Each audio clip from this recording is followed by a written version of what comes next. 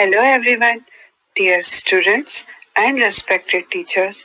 आज मैं lesson number 3 जो आप अपनी एमपी बोर्ड की टेक्स्ट बुक का लेसन नंबर 3 है, अ फादर्स लेटर, उसके सभी क्वेश्चन आंसर और ऑब्जेक्टिव, एनालिटिकल और सब्जेक्टिव क्वेश्चंस और उनके आंसर, साथ ही साथ उनका हिंदी अर्थ भी लेकर आई हूँ। ये क्वेश्चंस जो हैं ये क्वेश्चन बैंक में दिए हुए हैं, वो क्वेश्चन बैंक जो माध्यमिक शिक्षा मंडल की वेबसाइट पर है। इसके बारे में मैं एक बात कहना चाहूंगी कि इसके क्वेश्चंस के जो आंसर हैं, विशेष रूप से एनालिटिकल, वो मैंने अपने मन से लिखे हैं। वो सिर्फ एक तरह का मॉडल है आपके सामने, आप उसका कोई भी आंसर अपने मन से लिख सकते हैं। उन आंसर्स को छोटा या बड़ा कर सकते हैं और उनकी लैंग्वेज भी चेंज कर सकते हैं। इसमें आपको जो भी अंतर लग रहा हो, जो भी चेंज आप करना चाहें, कृपया कमेंट बॉक्स में लिखकर जरूर बताएं, ताकि मैं अगले वीडियोस में उनका ध्यान रखूं और आगे के वीडियोस भी आपको जल्दी मिल सकें। इसलिए मेरे चैनल को सब्सक्राइब जरूर करें, क्योंकि मैं क्वेश्चन बैंक के अकॉर्डिंग पूरे वीडियोस लेके आने वाली हूँ आपके सामने। लेसन 1 और 2 के वीडियो ऑलरेडी यूट्यूब पर अपलोडेड है, क्लास 11 के भी क्वेश्चन बैंक्स अपलोडेड हैं। तो सबसे पहले हम इस लेसन के शुरू करते हैं objective type questions. Question number 1. The author advises his son to learn never to dash prejudice against other. लेखक अपने पुत्र को सलाह देता है कि वह सीखे कि वह कभी भी किसी के भी प्रति पूर्वाग्रह क्या न करे, और इसका आंसर है कंसीव अर्थात धारण न करे।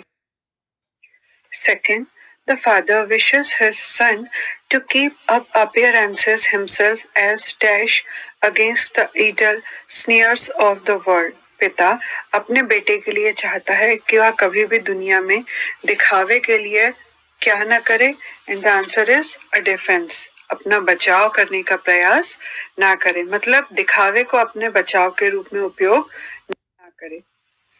Question number 3. The author wants his son never to dash anyone at all.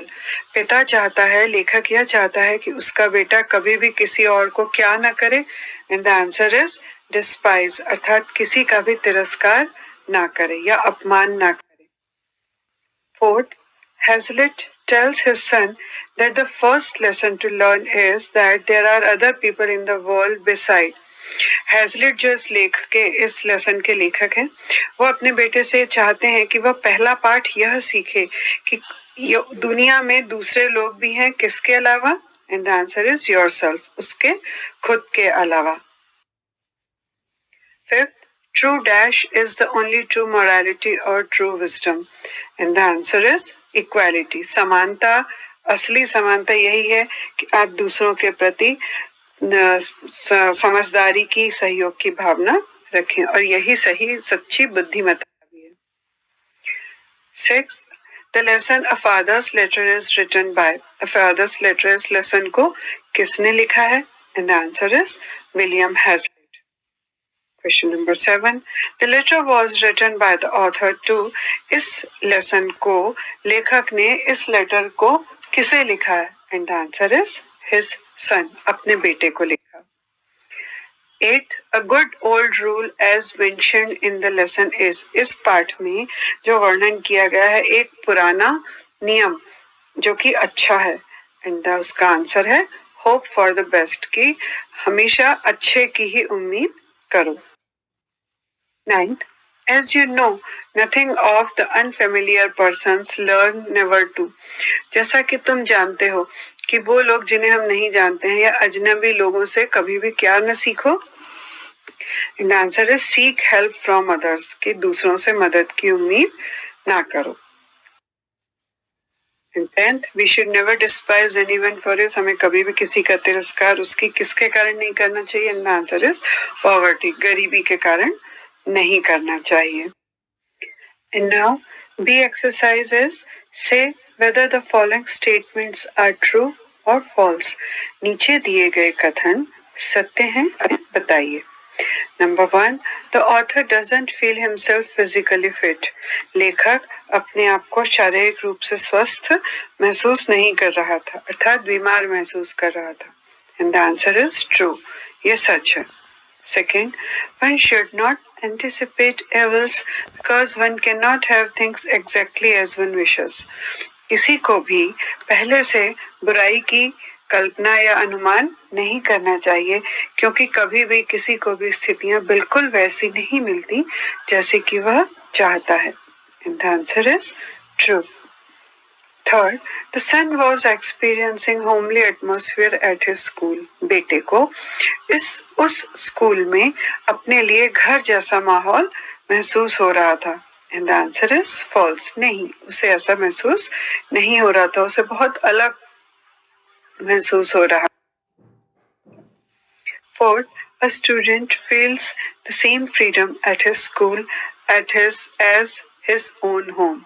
एक विद्यार्थी को अपने स्कूल में वैसी ही स्वतंत्रता महसूस होती है जैसे कि उसे अपने घर पर महसूस होती है, और ये गलत है. स्कूल में बच्चे को बंधन महसूस होते हैं. Fifth, the son feels that his school fellows do not care of him. बेटे को ऐसा महसूस होता था कि उसके स्कूल के साथी उसका ध्यान नहीं रखते हैं या उन्हें उसकी परवाह नहीं है. And the answer is true. वह वाकई में ऐसा ही महसूस कर रहा था. Six, at the time of writing the letter, the author's health was not very good. जिस समय लेखक उस पत्र को लिख रहा था, उस समय उसका स्वास्थ्य बहुत अच्छा नहीं था. And the answer is true. वाकई में उसका स्वास्थ्य उस समय उतना अच्छा नहीं था. Seventh, the author cautions his son about his own errors. लेखक अपने बेटे को अपनी खुद की गलतियों के बारे में सावधान कर रहा था. And the answer is true. वाकई में लेखक ने ऐसा किया था. 8. The author asked his son to anticipate evils. लेखक अपने बेटे को सलाह दे रहा था कि वह बुराइयों की पहले से कल्पना करे या ऐसी इच्छा करे. And the answer is false. लेखक ने अपने पुत्र को कहा था कि वह पहले से बुरे की कल्पना ना करे. 9th, the author suggested his son never to despise anyone at all. लेखक ने अपने बेटे को कहा था कि वह किसी का भी तिरस्कार किसी भी कारण से कभी न करे. The answer is true. उसने वाकई में ऐसा ही कहा था. 10th, the best way to disarm hostility is not to think ill of others till they behave ill to you. सबसे अच्छा तरीका दुश्मनी या शत्रुता खत्म करने का यही है कि आप दूसरों से कभी भी बुरे की उम्मीद ना करो तब तक जब तक कि वो आपके साथ बुरा नहीं करते. And the answer is true. और ये एक क्वेश्चन का आंसर भी है. And now match the column A with their meaning in column B. Column A में जो शब्द दिए जा रहे हैं उन्हें कॉलम B से हमें मैच करना है. First one conceive. कंसीव का अर्थ होता है to take an idea into one's mind to understand. किसी विचार को अपने दिमाग में रखना उसे समझने के लिए.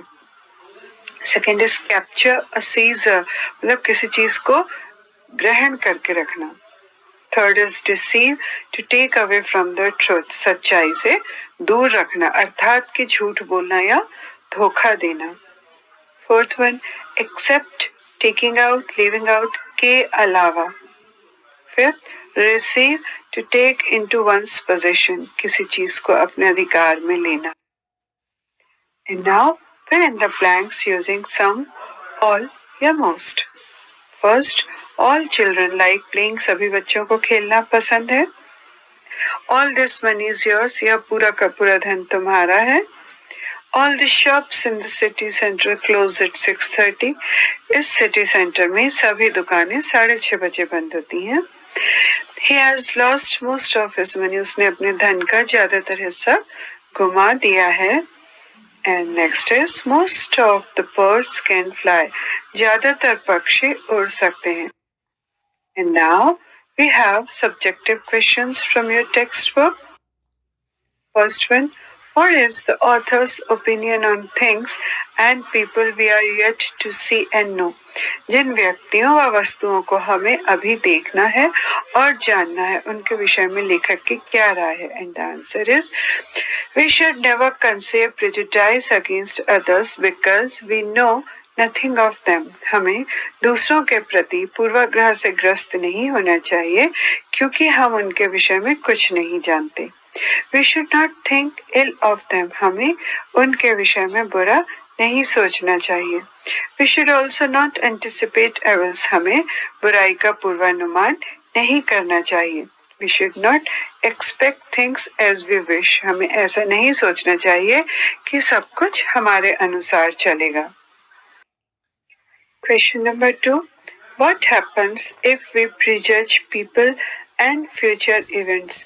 क्या होता है यदि हम व्यक्तियों पर भविष्य की घटनाओं को लेकर पूर्वाग्रह से ग्रसित हो जाते हैं? And the answer is, if we prejudge people and future events, it is a bad reasoning and makes enemies of half of the world. यदि हम व्यक्तियों और भविष्य की घटनाओं को लेकर पूर्वाग्रह से ग्रस्त हो जाते हैं तो यह बुरी भावना है और आधी दुनिया हमारी शत्रु हो जाती है. We should not think ill of them till they behave ill of us.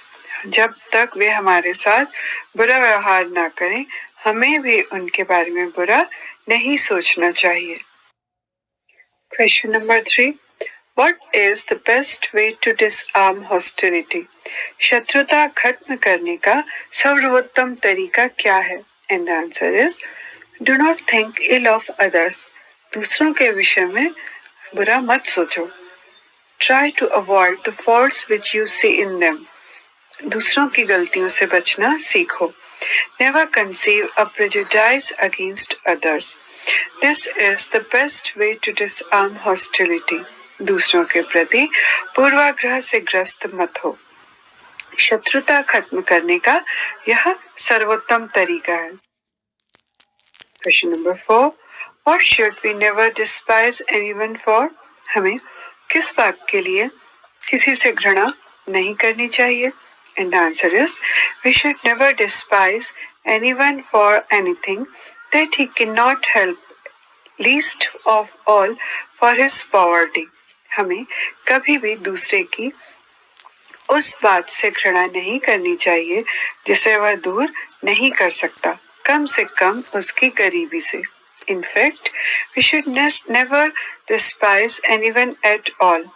वास्तव में हमें किसी से घृणा नहीं करनी चाहिए. If we have contempt for others, it means that we are glad on the failings and misfortunes of others. यदि हम दूसरों के प्रति घृणा का भाव रखते हैं तो इसका अर्थ यह है कि हम दूसरों की असफलताओं व दुर्भाग्य पर प्रसन्न हैं. Question number 5. What, according to the author, does contempt imply? लेखक के अनुसार नफरत का क्या अर्थ है? And the answer is, according to the author, contempt implies a triumph over and pleasure in the ill of others. लेखक के अनुसार दूसरे के कष्ट में विजयी व आनंदित महसूस करना नफरत है. It means that you are glad and congratulate yourself on others' failings or misfortunes. इसका तात्पर्य यह होता है कि आप दूसरों की असफलताओं व दुर्भाग्य में प्रसन्न होते हैं. Question number 6. What's the difference between playmates and schoolmates? खेल के साथी और स्कूल के साथियों के बीच अंतर क्या है? And the answer is, playmates are friends who play with us. Schoolmates are friends who are with us in school.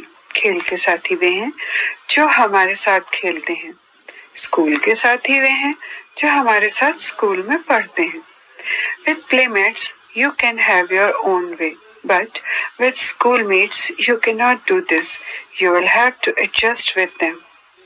खेल के साथी के साथ आपके पास अपना रास्ता हो सकता है, लेकिन स्कूल के साथियों के साथ आप ऐसा नहीं कर सकते.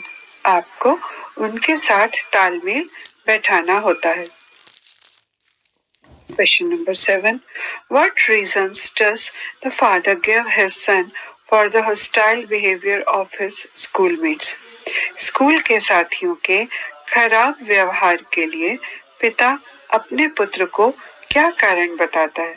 And the answer is, the father tells his son that the schoolmates are hostile because they are strangers to him. पिता पुत्र को बताता है कि स्कूल के साथी खराब व्यवहार करते हैं क्योंकि वे अजनबी हैं. They knew as little of him as he did of them. वे उसे नहीं जानते और वह भी उन्हें नहीं जानता. Till now, the son was the leader among the boys. Now, the other boys are his equals. अभी तक पुत्र अपने साथियों का नेतृत्व करता था. अब अन्य साथी उसके बराबर वाले हैं. Question number 8. How does school life prepare a child to face the outside world? किस प्रकार स्कूल का जीवन बच्चे को बाहर की दुनिया का सामना करने हेतु तैयार करता है? And the answer is, school life prepares a child to face the outside world in the following ways. School का जीवन बच्चे को बाहरी दुनिया से निम्नलिखित प्रकार से सामना करना सिखाता है. First, a child in school faces different kinds of people. बच्चा स्कूल में कई प्रकार के लोगों से मिलता है. Second, a child gets used to unavoidable situations which prepare him for the life outside. बच्चे को अपरिहार्य स्थितियों का सामना करना पड़ता है जिससे वह बाहर के जीवन के लिए तैयार होता है. Third, a child learns to take decisions which help him for the outer world. बच्चा निर्णय लेना सीखता है जिससे उसे बाहरी दुनिया के लिए सहायता मिलती है. Fourth, a child faces many competitors which help him to face life. बच्चे को अनेक प्रतियोगी मिलते हैं जिससे उसे जीवन का सामना करने में मदद मिलती है. And fifth, a child loses that protection in school which he enjoys in home. School में बच्चा उस सुरक्षा की भावना को प्राप्त नहीं कर पाता जो उसे घर में प्राप्त है. This prepares him to take on the world. इससे वह दुनिया का सामना करने के लिए तैयार होता है. Question number 9. What is the difference between life at home and life at school? घर के जीवन में व स्कूल के जीवन में क्या अंतर होता है? And the answer is, the differences are given below. अंतर निम्नलिखित हैं. First, exposure to the school is much more than it is in the house. घर से ज्यादा प्रदर्शन स्कूल में मिलता है. Second, you may do as you please at home, while in school you find competitors. आप घर में जो चाहे वह कर सकते हैं, जबकि स्कूल में आपको बराबर के प्रतियोगी मिलते हैं.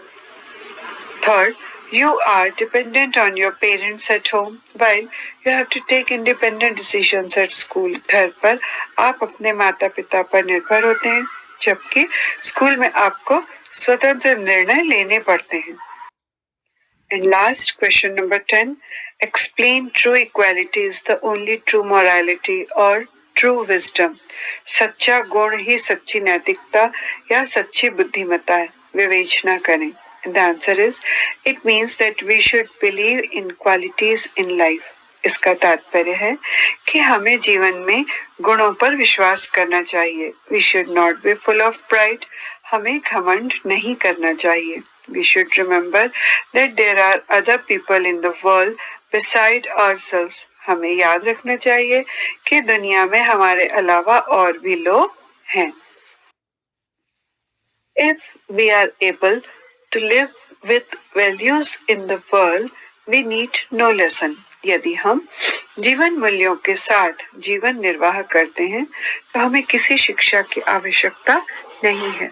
Quality gives us the power to teach others directly or indirectly. गुण हमें प्रत्यक्ष या अप्रत्यक्ष रूप से दूसरों को शिक्षा प्रदान करना सिखाते हैं. Such a life becomes a model for others. ऐसा जीवन दूसरों के लिए उदाहरण बन जाता है. और अब हम कुछ एनालिटिकल क्वेश्चंस देखते हैं जो कि आपको कहीं और नहीं मिलेंगे. Question number 1. The experiences of the father are helpful in setting the direction for the children. Do you agree with this? पिता के अनुभव बच्चों के लिए दिशा निर्धारित करने में सहायक होते हैं. क्या आप इस बात से सहमत हैं? And the answer is the experiences of the father are helpful in setting the direction for the children only if the child chooses the same field or profession. Otherwise, child has to make his own path. पिता के अनुभव बच्चों के लिए दिशा निर्धारित करने में तभी सहायक होते हैं जब बच्चा उसी क्षेत्र या पेशे को चुनता है। अन्यथा बच्चों को या अन्य बच्चों को अपना रास्ता खुद बनाना होता है। Question number 2. It is a duty of a father to take care for his children without carrying their reaction to show a mirror of good or evil. Do you agree with this? एक पिता का यह कर्तव्य है कि वह अपने बच्चों की देखभाल के लिए उनकी प्रतिक्रिया के बिना अच्छे या बुरे का आईना दिखाए। क्या आप इस बात से सहमत हैं? And the answer is yes, I agree with the statement that it is a duty of a father to care for his children without carrying their reaction to show a mirror of good or evil. हाँ, मैं इस कथन से सहमत हूँ कि पिता का यह कर्तव्य होता है कि वह अपने बच्चों की देखभाल के लिए बिना उनकी प्रतिक्रिया को अच्छा या बुरा का आईना दिखाए। Question number 3.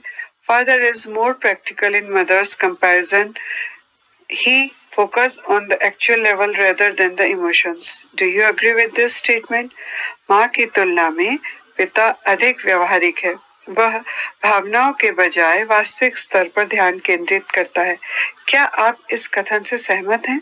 And the answer is, I partially agree with this statement that father is more practical in mother's comparison, as now even mothers are also going out for job and facing the challenges and outside world same as father. So they are also equally practical. मैं इस कथन से आंशिक रूप से सहमत हूँ कि पिता माँ की तुलना में अधिक व्यावहारिक है, क्योंकि अब माएँ भी नौकरी के लिए बाहर जा रही हैं और पिता के समान चुनौतियों और बाहरी दुनिया का सामना कर रही हैं। इसलिए वे भी समान रूप से व्यावहारिक हैं। Question number 4. Our parents are equivalent to God. They give us good education in life. Write down the teachings given by them. हमारे माता पिता ईश्वर के समतुल्य हैं। वे हमें जीवन में अच्छी शिक्षा देते हैं। उनके द्वारा दी गई शिक्षाओं को लिखिए। And the answer is, our parents teach us to. हमारे माता पिता हमें सिखाते हैं कि first adjust with classmates, सहपाठियों के साथ समायोजित करें. Second, talk politely with elders and lovingly with youngers. बड़ों के साथ विनम्रता से बात करें और छोटों के साथ प्यार से पेश आएं. Third, respect teachers, शिक्षकों का सम्मान करें. Fourth, never boast or dominate anyone. कभी घमंड न करें और किसी पर हावी होने की कोशिश न करें. Study hard, etc. कठिन अध्ययन करें आदि. Question number 5. Write a short note on good manners. अच्छे शिष्टाचार पर संक्षिप्त टिप्पणी लिखें. And the answer is, good manners are expressed by us through our behavior and conduct. हमारा व्यवहार और आचरण के माध्यम से अच्छे शिष्टाचार हमारे द्वारा व्यक्त किए जाते हैं. It is through our words and deeds that we show good manners. यह हमारे शब्दों और कर्मों के माध्यम से है कि हम अच्छे शिष्टाचार दिखाते हैं. Being polite and courteous is good manners. विनम्र और विनम्रता से बात करना अच्छा शिष्टाचार है. Being rude and arrogant is a sign of having bad manners. अशिष्ट और अभिमानी होना बुरे शिष्टाचार होने का संकेत है. A cultured person has good manners. A good mannered person is always appreciated and respected by people. एक अच्छा व्यवहार करने वाला व्यक्ति हमेशा लोगों द्वारा सराहा और सम्मानित किया जाता है. People like to have friendship with those who are good mannered. लोग उन लोगों से दोस्ती करना पसंद करते हैं जिनका व्यवहार अच्छा होता है.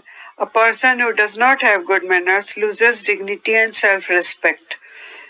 एक व्यक्ति जिसके पास अच्छा शिष्टाचार नहीं है वह सम्मान और आत्मसम्मान खो देता है. Good manners should be inculcated in childhood so that they take firm root and can see one through life. अच्छे शिष्टाचार को बचपन से ही पालना चाहिए ताकि वे जड़ पकड़ सकें और जीवन भर उसका पालन कर सकें। Question number 6, write a short note on positive attitude. सकारात्मक मनोवृत्ति पर एक संक्षिप्त टिप्पणी लिखें। And the answer is positive attitude helps you cope more easily with the daily affairs of life. एक सकारात्मक दृष्टिकोण आपको जीवन के दैनिक मामले में अधिक आसानी से सामना करने में मदद करता है। It brings optimism into your life and makes it easier to avoid worries and negative thinking. यह आपके जीवन में आशावाद लाता है और चिंताओं और नकारात्मक सोच से बचना आसान बनाता है। With a positive attitude, you see the bright side of life, become optimistic and expect the best to happen. यदि आप जीवन के उज्जवल पक्ष को देखते हैं, आशावादी बनते हैं और सबसे अच्छा होने की उम्मीद करते हैं। Question number 7. Your parents give ideas and advice from time to time regarding social responsibility and values. आपके माता पिता सामाजिक जिम्मेदारी और मूल्यों के बारे में समय समय पर अपने विचार और सलाह देते हैं। Thus, you will have many such opportunities many times. तो आपके पास कई बार ऐसे अवसर आएंगे। Write your thoughts on it. उस पर अपने विचार लिखिए। And the answer is yes, parents give their ideas about social responsibility time to time. These ideas help us at a great extent. हाँ, माता पिता समय समय पर सामाजिक जिम्मेदारी के बारे में अपने विचार देते हैं। ये विचार हमें बहुत हद तक मदद करते हैं। They are our source of learning. वो हमारे सीखने के स्रोत हैं। We should follow their suggestions and respect them. हमें उनके सुझावों का पालन करना चाहिए और उनका सम्मान करना चाहिए। Question number 8. You may have met many such friends with whom you could not match, but sitting with them increases companionship and love. Write your thoughts on this experience. आप कई तरह के मित्र जिनके साथ आप मेल नहीं कर सकते हैं लेकिन मुलाकात हो सकती है, उन लोगों के साथ बैठने से सहचर्य और प्रेम बढ़ जाता है। इस अनुभव पर अपने विचार लिखिए। And the answer is yes, when we sit with those people whom we could not match, slowly we start understanding each other and adjusting with them, and finally it increases our companionship and love. हाँ, जब हम उन लोगों के साथ बैठते हैं जिनसे हम मेल नहीं खा सकते हैं तो धीरे धीरे हम एक दूसरे को समझने लगते हैं और उनके साथ तालमेल बैठा लेते हैं और आखिरकार यह हमारे सहचर्य और प्रेम को बढ़ा देता है। And now question number 10. There have been many great men in our Indian culture who received moral education from their parents. हमारी भारतीय संस्कृति में कई ऐसे महापुरुष हुए हैं जिन्होंने अपने माता पिता से नैतिक शिक्षा प्राप्त की है। Many great people have done welfare work on the basis of these higher education. और इन कई महान लोगों ने इसी उच्च शिक्षा के आधार पर कल्याणकारी कार्य किए हैं। Make a list of such great men and write the contribution of any one great man. ऐसे महापुरुषों की सूची बनाएं और किसी एक महापुरुष के योगदान को लिखें।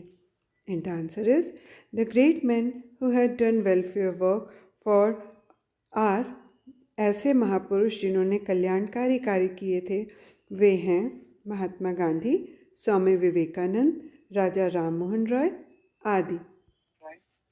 Swami Vivekananda's inspiring personality was well known both in India and in America during the last decade of the 19th century and the first decade of the 20th. Swami Vivekananda का प्रेरक व्यक्तित्व 19वीं सदी के अंतिम दशक में और 20वीं सदी के पहले दशक के दौरान भारत और अमेरिका दोनों में प्रसिद्ध था।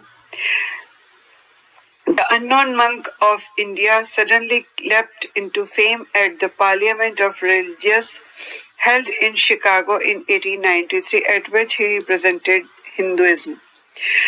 1893 में शिकागो में आयोजित धर्म संसद ने भारत के अज्ञात भिक्षु ने अचानक ख्याति प्राप्त की, जिसमें उन्होंने हिंदू धर्म का प्रतिनिधित्व किया. His vast knowledge of Eastern and Western culture, as well as his deep spiritual insight, fervid eloquence, brilliant conversation, broad human sympathy, colorful personality, and handsome figure made an irresistible appeal to the many types of Americans who came in contact with him.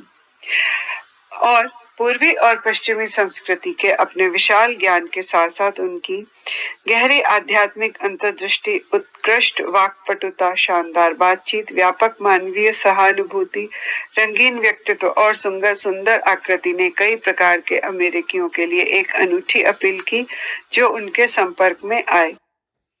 और आगे और इसी तरह के कई videos मैं बनाने वाली हूँ क्लास 12 के और क्लास 11 के क्वेश्चन बैंक के, जो कि परीक्षा की दृष्टि से बहुत महत्वपूर्ण है और ये वीडियो आपको कहीं भी और नहीं मिलेंगे. तो आगे इसी तरह के वीडियोस को पाने के लिए do subscribe my channel. Wish you good luck for your exams. और जो आखिरी क्वेश्चन है क्वेश्चन नंबर 10, उसमें मैंने स्वामी विवेकानंद के बारे में लिखा है. आप चाहें तो किसी और महापुरुष के बारे में भी लिख सकते हैं.